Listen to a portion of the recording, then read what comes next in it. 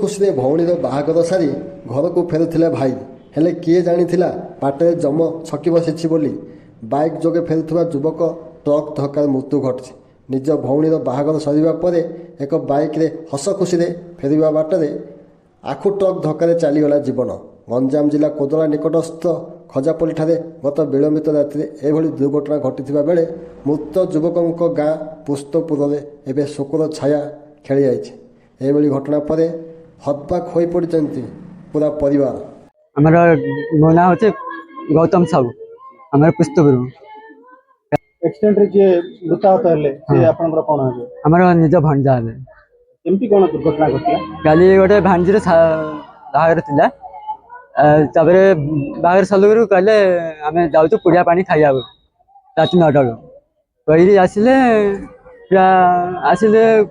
କହିଲେ ଆମେ ଆସୁଛୁ। ଫୋନ୍ କଲୁ ଯେତେବେଳେ କହିଲେ ଆମେ ଆସୁଛୁ ଅଧବାଟ ହେଇଗଲାଣି। ଏଇଟା ଆଉ ଆଇଲେନି ତ ପଳେଇଲେ।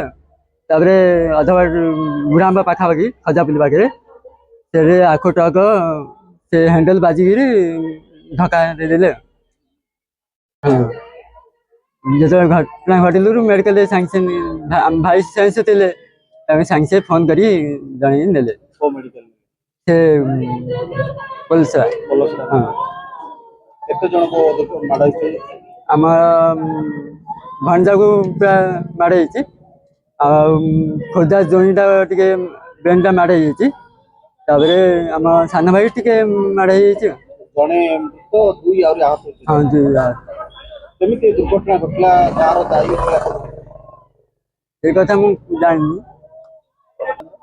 ତାଙ୍କେ ସେମାନେ ଆସିଥିଲେ ଭୋଜି ସଲୁରୁ ଆସିଲାଠୁ ଆଖୁ ଟ୍ରକ୍ ବାଡ଼େଇକି ଚାଲିଲେ।